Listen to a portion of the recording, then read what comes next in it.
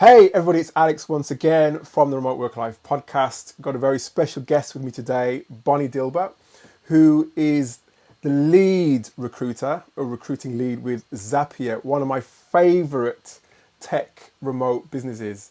So grateful to have Bonnie here with me today because, as I said, Zapier is a business I've been following for years. Not just following, I actually use the tech as well on my own blog and all that sort of stuff. So delighted to have Bonnie here. And Bonnie is very active, as you could probably imagine, being a recruitment leader in recruitment, but just not just that, but managing a team within Zapier. She also coaches. She also has her own newsletter. And if you want advice, tips about being hired, then Bonnie's certainly a great vessel of information. You can find her on LinkedIn. You can find her on TikTok. I'll leave some details in the show notes. She talks about, as I said, recruiting. She talks about workplace culture. She talks about equity in the workplace. So these are all things that are important for you to listen out for. So Bonnie, I just wanted to say thank you so much for giving me your time to join me today. Thanks for the great intro. Not a problem, not a problem. So happy to have you here and just really excited, as I said, not just because we're both in the world of recruitment, but because we also work with Zapier as well. Really excited to have you here. I So love meeting Zapier users. yes, using it for years and years. So tell me, Bonnie, tell me just tell me a bit about yourself. Just let's the Yeah. listeners know a bit about you. Yeah. So, you shared kind of the headlines. I work for Zapier. It's really an awesome place to work. I feel like even if I didn't work here, I'd probably talk it up a lot. It's an awesome product and an awesome employer. And I also love to support people around recruiting and just like talk about workplace culture and all of those things that you shared. And outside of that stuff, I'm a mom. I have a 2.5-year-old. I feel like he's pretty much what gets the majority of my time outside of work. And I live in Washington, where I know not everyone loves the weather up here in the Pacific Northwest, but I love it. It makes me happy. I like the rain. I like that it never gets too hot. And so I spend a ton of time outdoors. And that sort of thing. And I'm also a former educator. Most of my career was in education. This is actually my first time working for a tech company. I think part of why I like to talk so much on social media is because that's kind of the educator, the teacher in me wanting to share and coach and educate and inform others. And so, that is a little about me. Yeah, I think it's a great combination actually. That whole, because I was looking, obviously doing my research on you and looking at your background, and in fact, I mean, you're probably a bit modest actually, because every role that you've been into, as far as I can see, you've been able to, how can I put it, sort of climb the ladder in terms of getting your promotions and work your way Yes. into senior roles. So if anybody had a kind of like a model career of how to sort of really build a career, if I'm looking at your profile, it's this is it. And Thank you. it's really interesting because you've also got you like you said, you worked in Teach for America, Oklahoma, Yes. where you gravitated to vice president of teacher leadership development, vice president of recruitment in Idea Public Schools, senior manager again you went back to Teach for America, Yeah. and then you had a period of time where you had your own business for a few years. Yeah. I How can did definitely that? talk about that. Yeah. I mean, okay, just talk us then through your career then, how you kind of Sure. gravitated through that. Yeah, I think my career it's been a lot of fun. And one thing I will say is pretty much every opportunity I've had has really come as a result of like networking and people that I know. And so I just always tell people just follow your opportunities, let people around you know what you're looking for. And I think that's kind of the best way to see what comes your way. But I started as a teacher and then through a program called Teach for America, which places people in kind of more under-resourced schools. And a friend of mine who was in recruiting said, hey, I think you should apply for this management role. I had never managed formally before, but he said, look, like you have a lot of the skills. And he just really sort of talked me up both to me and to the hiring manager. And I ended up getting that opportunity. I went for it, even though I felt wholly unqualified. He convinced me that I was in fact like qualified, and could do the work. And I ended up getting the job. And so that was like my first move into management and out of the classroom. And it was leading a team that did teacher development. And then kind of, as you mentioned, worked my way up within that. I think the move to Oklahoma, I was living in Houston, Texas, a big city. Oklahoma is Tulsa, Oklahoma was a smaller city, wasn't anywhere I thought I would ever live. But again, there was a leader within Teach for America who said, look, like, I think you could be great in this role. I think you would be a perfect match to the executive director. And let me just make that introduction and see what happens. I said, okay, fine. I remember I said, I'll do the meeting as a professional courtesy was the language I used. But I took that meeting anyway. I say, like, never say no to a potential opportunity. And I ended up like just really clicking, realizing that would be the perfect role for me, moved to Oklahoma, and it happened to kind of skyrocket. The region, I think, grew by 400% in the time I was there. Wow. I mean, it grew really exponentially. And so that was where I was able to get those promotions. I was able to lead a team of about 40 people. And my manager continues to be one of my closest friends and advocates, and has helped me like throughout my career as well. And so that's why I just say, like, never say no to a potential opportunity. Just always explore. But yeah, I did that. And the thing that I saw along the way was the thing I loved most was building my teams. I loved hiring. I loved interviewing. I loved trying to convince other people to consider Oklahoma who didn't want to move there, who kind of had my same mentality and misconceptions about the community. And actually, I would move back to Oklahoma. If anyone's listening, definitely give it a try. Consider it. They have a great program to recruit remote workers, actually. So check out Tulsa Remote. Yeah, I lost my train of thought, but what I loved most was the recruiting piece. And so I decided to pursue opportunities for a full-time recruiting role. Had no actual experience. I had only been a hiring manager, but again, a friend of mine in recruiting at Idea Public Schools said, hey, we have an opening. Let me introduce you to the CEO, and made that introduction, and got me like access to senior leadership there, and was able to, I guess, convince them that I had enough of a background in hiring and enough of the raw skills that I would be able to do that job. And again, it was a really rapid growth. Earlier when I said grew by 400%, I think I meant 4 times, but Idea was kind of about that same range. We more than tripled in size while I was there. So had that opportunity there, and along the way, I would find myself sort of supporting others in similar roles. And so that was what led me to also kind of start the side business that for a time I did full time. And yeah, I've always kind of had side projects going on, but yeah, that was a little bit about that journey. But yeah, it's good that I think a lot of people I speak to, because again, I'm in a similar sort of vein as you in terms of speaking to a lot of job seekers, a lot of people who are changing careers. I think people underestimate the power. They either underestimate the power of networking, or I think there's a bit of trepidation, a bit of fear on their part to do it. But it sounds like, and I think you sound a bit modest in the sense that you've been recommended for each job. But obviously, I don't think you've been recommended if the people who are recommending you didn't think you could do those jobs, right? And I think that's the key, is finding people who can vouch for you and know you.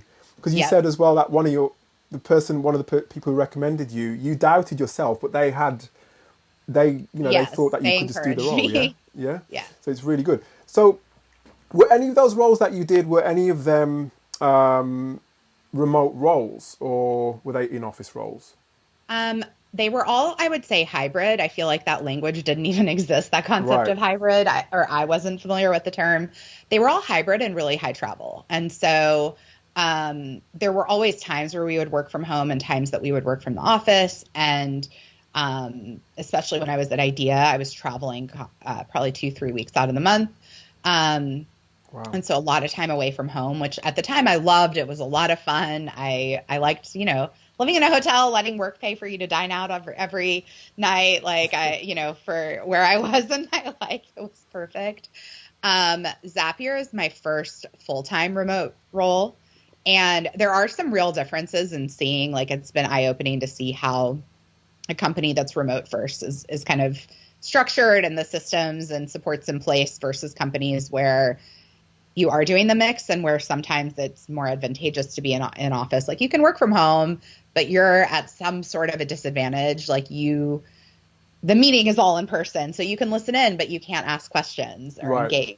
Or, the opinions that get solicited in a hybrid environment are often those that are in the office and have access to leadership. And maybe, you get to weigh in every now and then, but not, or you have to travel to be present. That sort of thing was something that I experienced in that hybrid environment. That being in a remote first environment, everything is structured so that everyone can engage regardless of time zone, regardless of location. And that is something that I've really appreciated here. And so then, because a lot of people I've spoken to, the likes of Ben Congleton and Nick Francis, very much, and same with me. I mean, I understand what you're saying in terms of like remote first. Everybody's like, there's equity there. It's just, everything's equitable within, but there is, I mean, I'm sure there are businesses out there that are hybrid and are doing it well, but I'm like you. It's like, and I've worked in hybrid situations as well, where you feel as though perhaps you're missing out on certain events and people who are in the office. So with that in mind, are you a complete convert in terms of like a remote first environment, or would you ever go back to the office?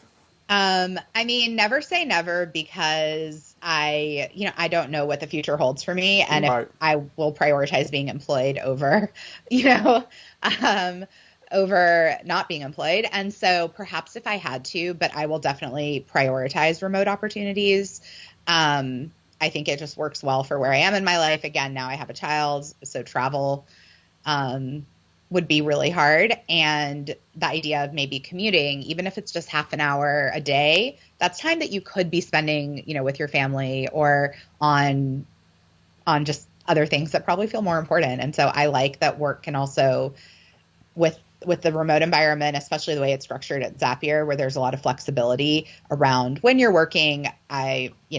I can just step away and go run to Target if I need something, if I need to grab headphones. And as I did this morning, I don't have to let anyone know. Nobody is going to say, wow, we noticed Bonnie was away for 20 minutes, that sort of thing. Whereas I think in an office environment, those things just get amplified. And so it feels like there's less flexibility there.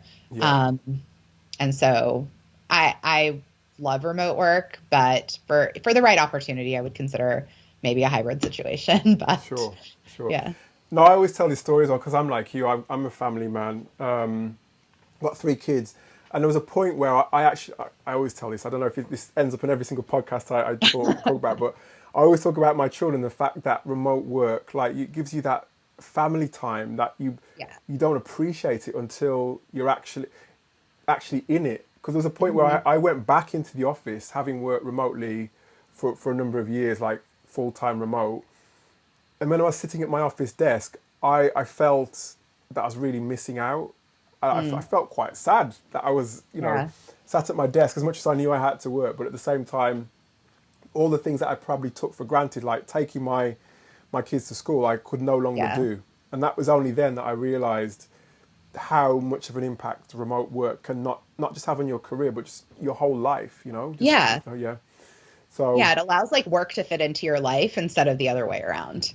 Yeah, and it allows you as well, because I mean, like I said, you've got that continuity in your career in terms of your career development, and you had some great roles. You're in another great role, in another great business. You're a mom, all of that sort of stuff. It just allows things that normal jobs don't allow you to do. But exactly.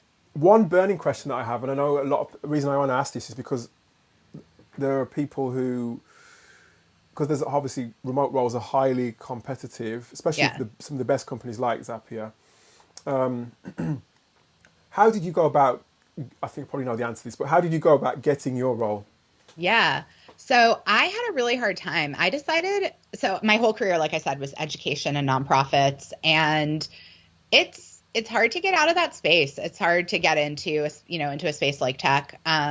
So I went through a number of hiring processes before I first started sort of exploring roles in tech a few years ago. And every single time that I got kind of into an interview process, it was always a referral. I would find a job and then find someone in my network and ask them to refer me. And did kind of get to a finalist stage. And there was one role that I lost out to an internal candidate. It was at Meta, and it was a great experience. The hiring experience there was great. The hiring manager was wonderful. The person who referred me was great. And then they were really honest, like if we had a second role, and it didn't work out. And I, felt like I was just kind of losing out to people who had been in that space. And then I took a break and was kind of going through the process. And one thing I did, which maybe it's a little bit maybe of a controversial thing, but I decided to apply for roles that were sort of below my level. So I actually came into Zapier as a senior recruiter. I was promoted 6 weeks later back into a management role. But I did that because I felt that, one, it would open up the number of opportunities. There's a lot more individual contributor roles than there are management roles. And coming in with some sort of like a deficit in my experience in the eyes of, a hiring manager, I think if you can recruit in a nonprofit where compensation is lower, it's a lot harder than recruiting in tech where I can offer people lots of money and remote opportunities. So I actually don't think there was a real deficit in skill, but there was that perception for hiring managers. And so I decided to sort of be more flexible and just focus on, as long as my compensation can stay kind of equivalent, I don't care about my title. And that opened up a lot more opportunities, and I got a lot more interviews once I did that. And so that's just one thing I would encourage people if you're making a career pivot. If you do have some flexibility or can decide what your priorities are, for me, it was remote work and compensation over title or, what exactly I was going to be doing. And so that opened up things, and that helped me identify a role at Zapier. And another thing was I happened to know the chief people officer loosely, not very well, but he posted on LinkedIn about being a month into his new job at Zapier and loving it. And I didn't really know Zapier very well, but did some quick research, messaged him and said, hey, I just saw your post and saw this role. I'm applying. I have no idea what role that played. If he asked the, recruiting manager, hey, check this person out, I have no idea. But I always recommend that if you're applying and you find people in your network at a company, go ahead and contact that person and let them know, because they might put in a plug for you in some way.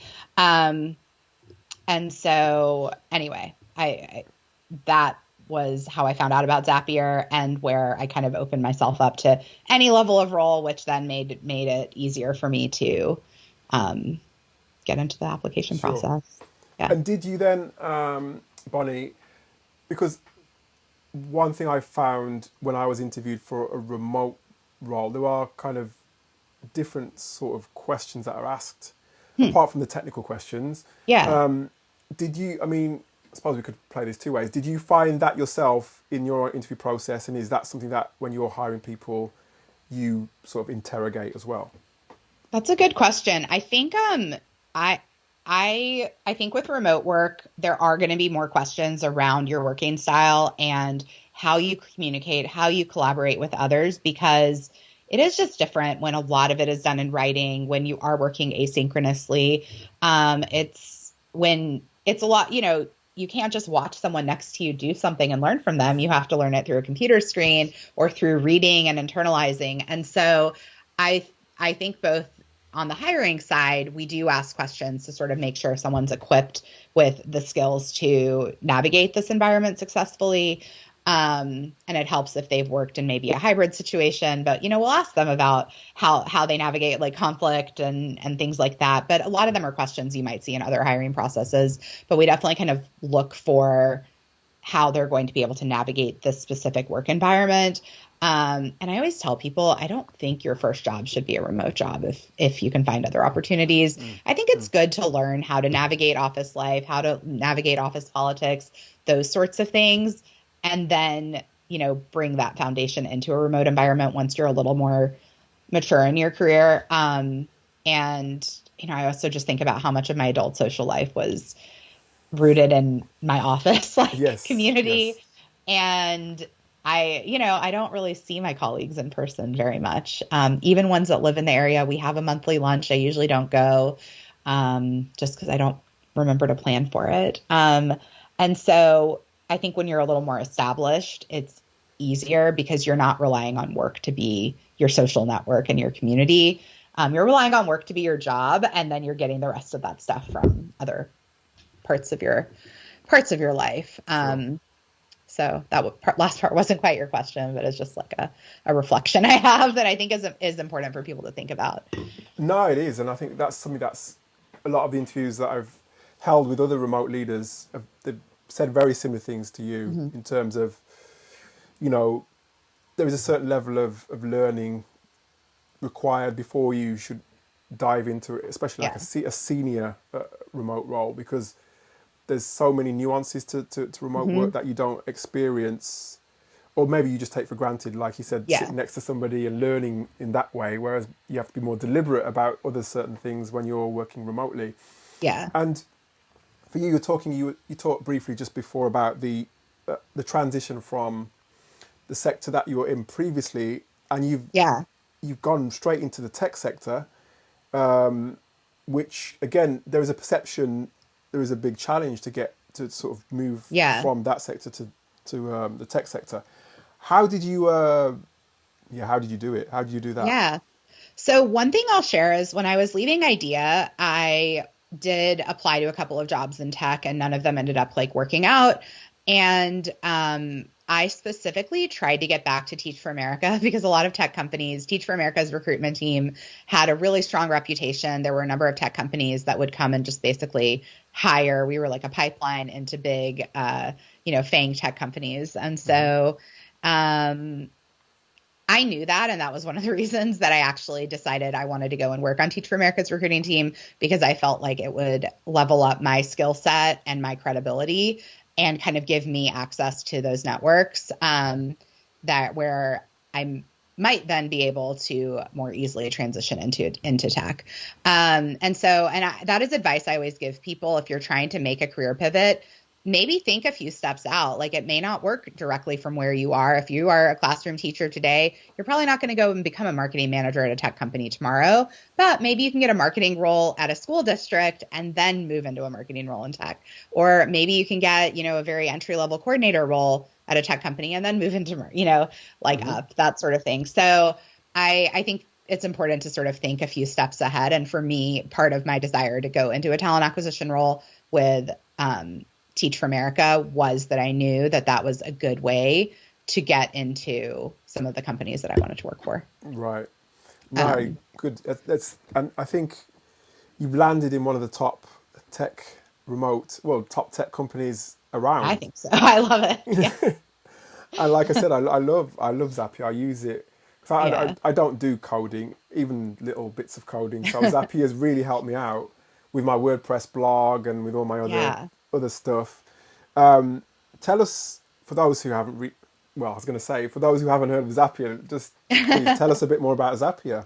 Yeah, I'm in that camp of people who hadn't really heard of it before I started applying here, but we are a company that's committed to making automation work for everyone. And so we, no code, as you mentioned, we want to make tools that help people automate their processes and systems. And to me, there is a big equity component in a tool like this, a product like this. You can even have a free account and get a good amount done for your job, but really accessible price point. And there are so many people who are able to build, small companies, start their own business just using Zapier. Pretty much anyone in sort of the entrepreneur community, which I have a small one around, everyone uses Zapier. I feel like it is like the one constant where everyone uses Zapier because we help you integrate lots of the different tools and products you might use. If you're using a CRM and you have your blog and you want to push your content out in lots of places, or you have a lot of leads coming in through Facebook and you want to just like automatically, get content pushed out to them, people use Zapier to do that. And it doesn't really matter what systems or tools you're using. We likely integrate with it and can help you like make those connections. So it's all sort of running in the background and allows like one person or a small team of people to just get a lot more done without needing to have very many technical skills. I've been bragging that it helps me feel like so techie and advanced. Yes, yeah. And I don't have any great like technical knowledge. I built a chatbot recently using a couple of them using. Okay. Yeah. And it makes me feel very cool that I have a chatbot that I could send people that's using, AI and Zapier. And yeah, I think it's like a really fantastic tool for small businesses. I mean, we have huge enterprise companies using it as well, but I think if anyone starting a small business, like this has to be in your tech stack. Definitely. And for me, like you, it's like made me look really. I built a blog around Zapier and some of the workflows, and had questions. Oh, cool. Alex, how did you do that? I didn't think you could code, and I was like, no, I couldn't. I can't code, but I just did a few things in the background and kind of use Zapier here and there to put things together. So tell Wade I said thank you for that. But no, I love Zapier. And for you as well, you mentioned asynchronous. Is that across the business then? Is everybody async? How did you make that? How did you find that transition then? And how has it impacted you? Yeah. I mean, the majority of the business is in sort of like US time zones, anywhere from kind of Eastern to Pacific, but maybe I don't have great statistics, so I won't try to throw out a number, but maybe 20-30% of the company is outside of those time zones. Maybe more on the 20% side. I should know this, but anyway, there is a small number, and a lot of it is we use Slack.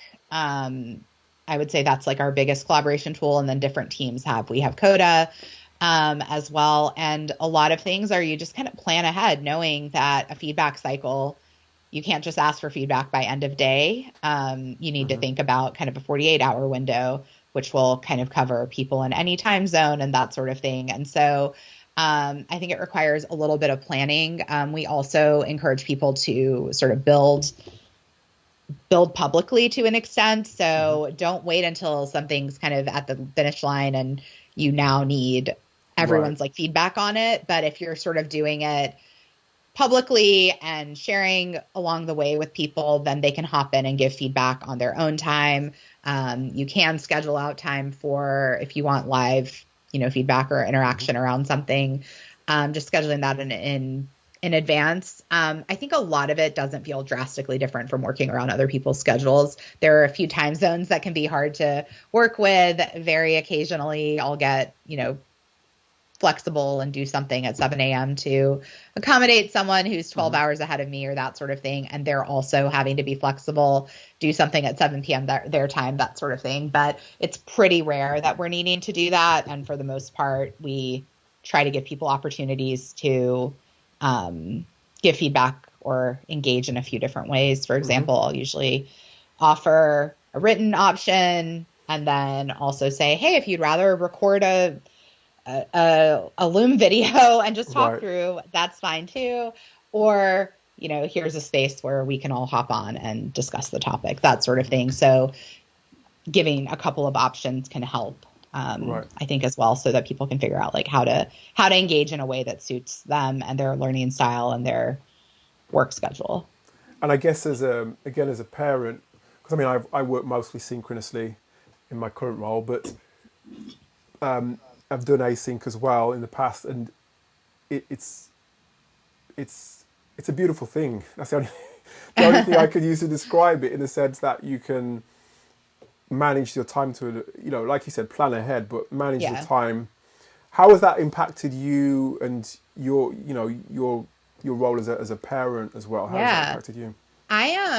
So I actually, my team, when I first started, would kind of tease me of like, do you just not stop working? Because I would send messages, Slack messages at 5 a.m. my time. And it wasn't that I was working that whole time. It's that I would get some work done and then I would step away and have a little bit of time where I could, have some time with my son, have breakfast, that sort of thing. And then would come back to work. And then I would often kind of wrap up early Mm-hmm. and be done with work at 3. And if I had some stuff to do, I could wrap it up like in the evening. And for me, that really works. And so I love having that like flexibility to most of our meetings are sort of scheduled right in the middle of the day, Mm-hmm. in the period that overlaps most, at least all of our US based time zones. Mm-hmm. And then outside of that, there is like flexibility to schedule things, to step away, and then you can kind of get stuff done when it works for you. And so I love that. It helps me be present. It helps me if I have a childcare, something with childcare fall through or a doctor appointment. I don't have to feel terrible. I don't have to rearrange my whole schedule, Yeah. because a lot of things are designed to accommodate that kind of flexible schedule. And a lot of things like we have a weekly all company hangout and it's always recorded. And so it's just known, hey, if you can't join, you can just watch the recording. Mm-hmm. There's not this like hard, firm expectation. Everyone has to accommodate being there. So I think that's just even things like that I really appreciate because they allow people to continue to have that flexibility in their life without feeling guilty if they're Sure. not online like for the workday. For the workday. And I think there's still a lot of because obviously there's different sort of spectrums, different flavors of remote work. But I think Yeah. Asynchronous work, I still think there's quite a lot of people who can't quite wrap their head around.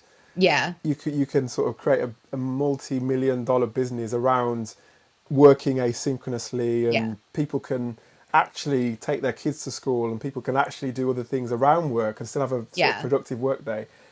There's still, but Zapier is managing to do it. Zapier and others are managing to do it. They're at the forefront of actually doing it, aren't they? Wouldn't you say? Yeah.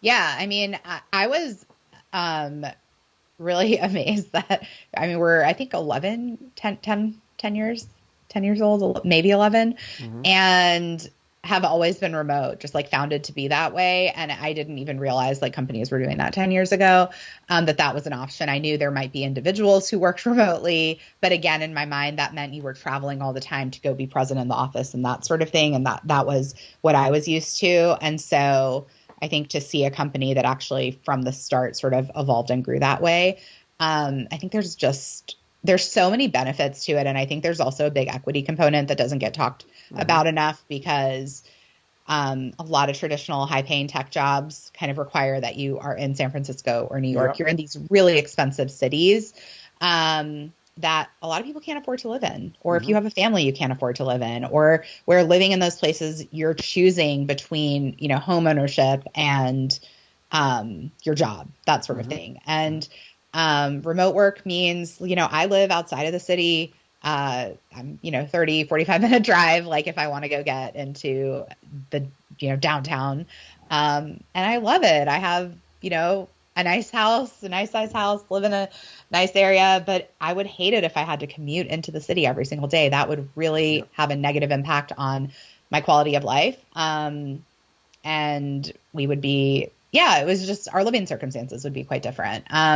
And so I like that I don't have to make that choice. And I know that there's other people who, at least for me, I could go to the city if I needed to. I have neighbors that do drive in every day, even though I don't. But there's, people 2 hours, 3 hours from any sort of major business where the only option to have this kind of a job is working remote. And so and then that expands globally as well. And I know there's lots of people working for us who are in countries where there just may not be an option for them or the same level of options,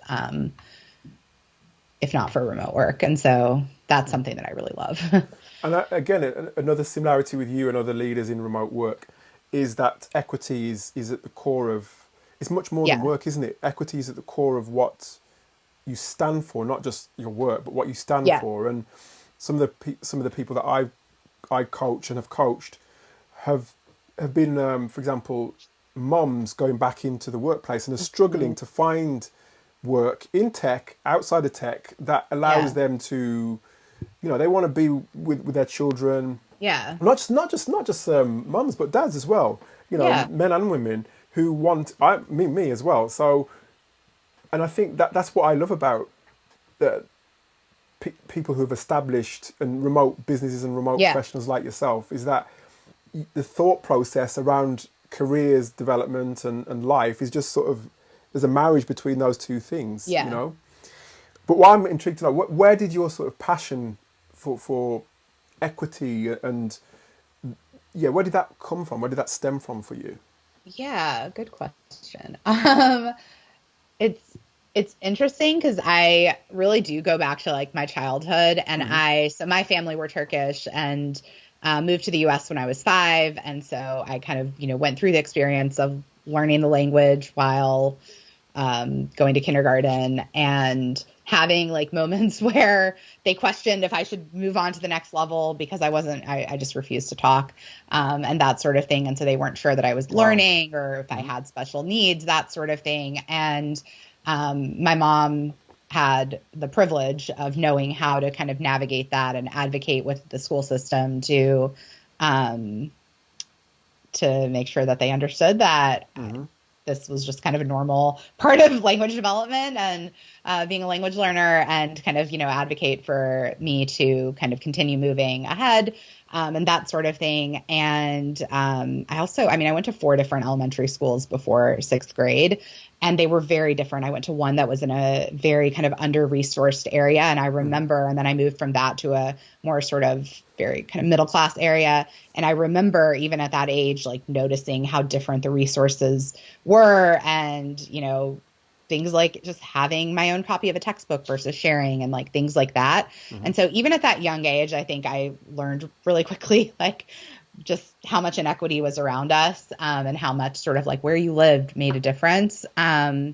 And I studied sociology in college and women's studies, so spent a lot of that time as well Hmm. learning about inequity in our society and kind of how it plays out. And then I went into Teach for America.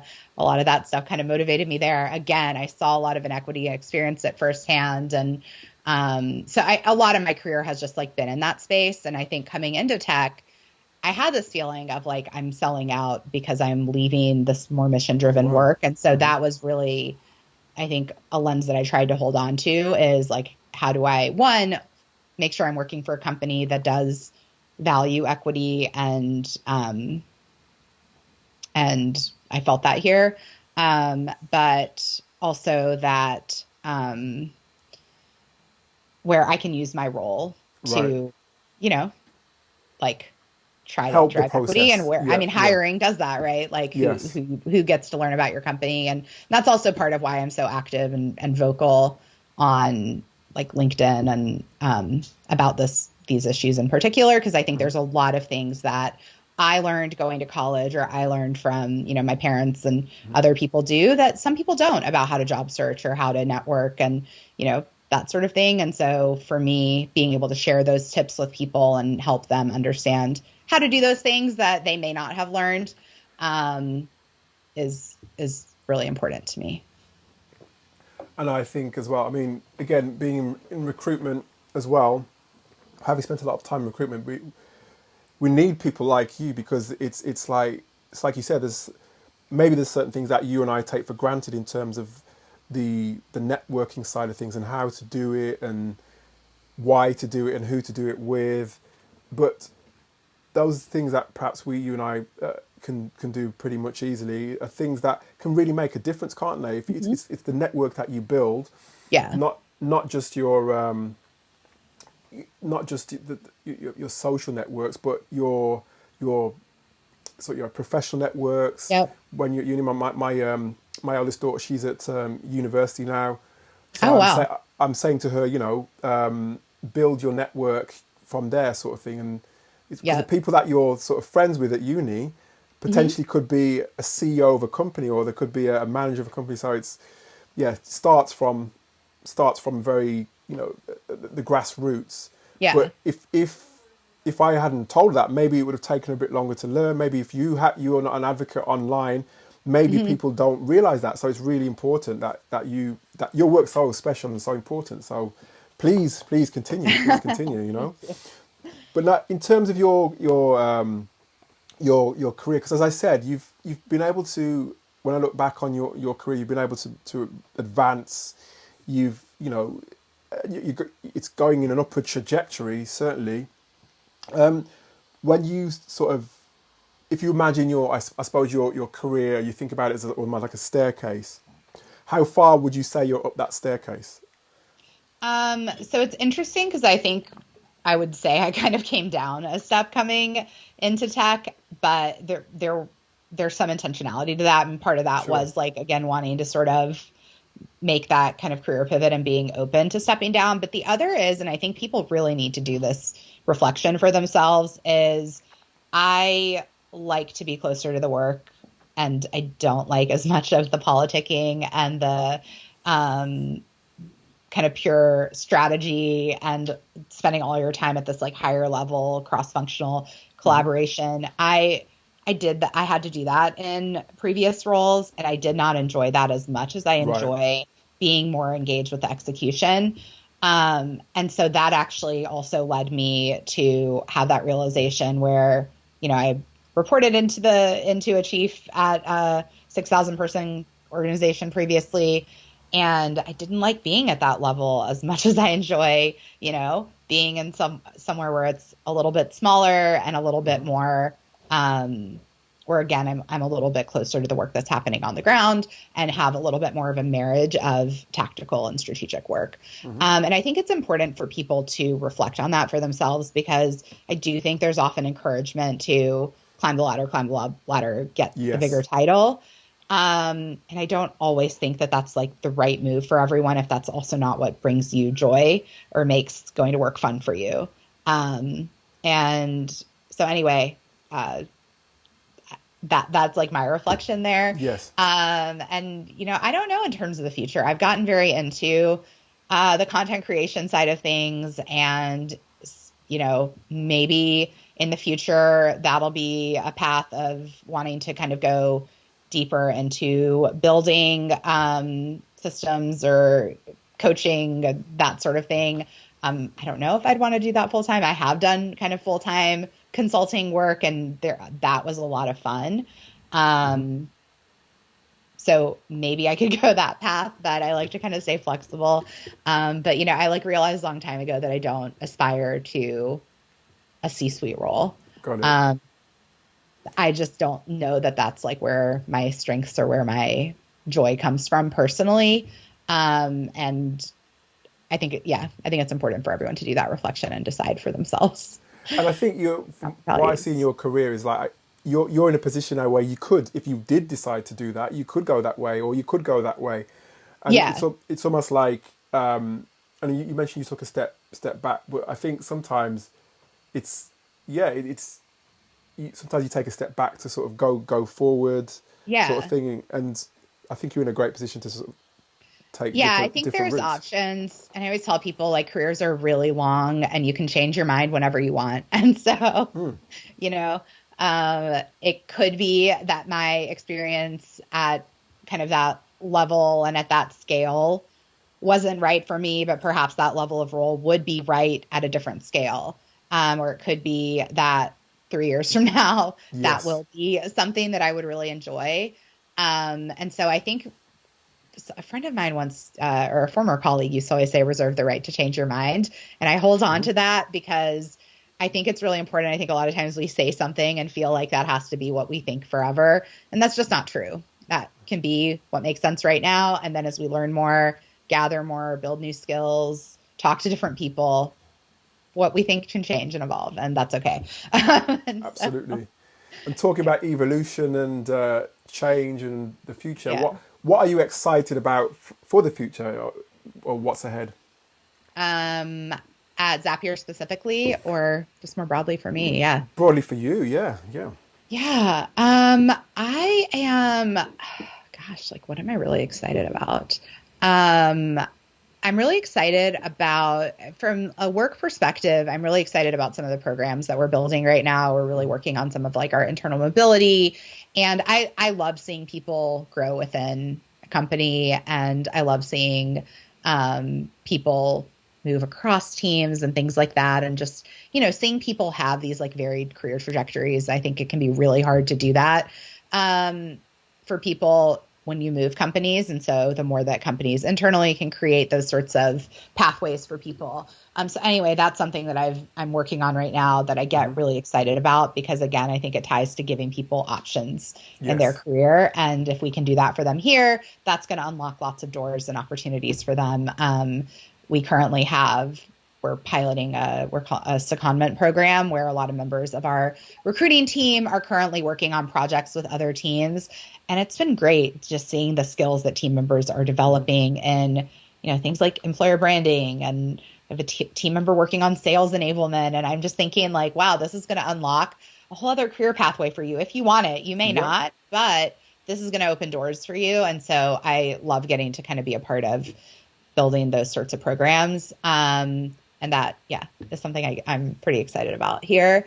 And I'm working on a couple of different projects just around trying to support job seekers. So it's sort of like my, I guess, passion project.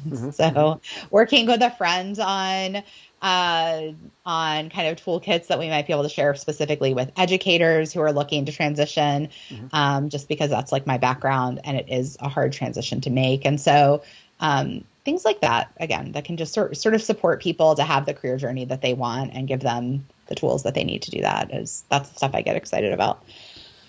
Sounds great. And I mean, I have so many more questions, Bonnie, I'd love to ask, but I know you've probably got a busy day ahead. I don't want to take up too much more of your time, but it's been really insightful. As I said, really admire how you've built your career. As I said, love what Zappy is doing. And thank you. We'll be definitely keeping an eye on your progress with Zapier and with your other projects as well. Much. Share some details in the show notes. But Bonnie, just wanted to say thank you so much, and all the best for the future with your family and with Zapier. Thank you so much for having me. It was great chatting. Yes, it's been good. It's really good.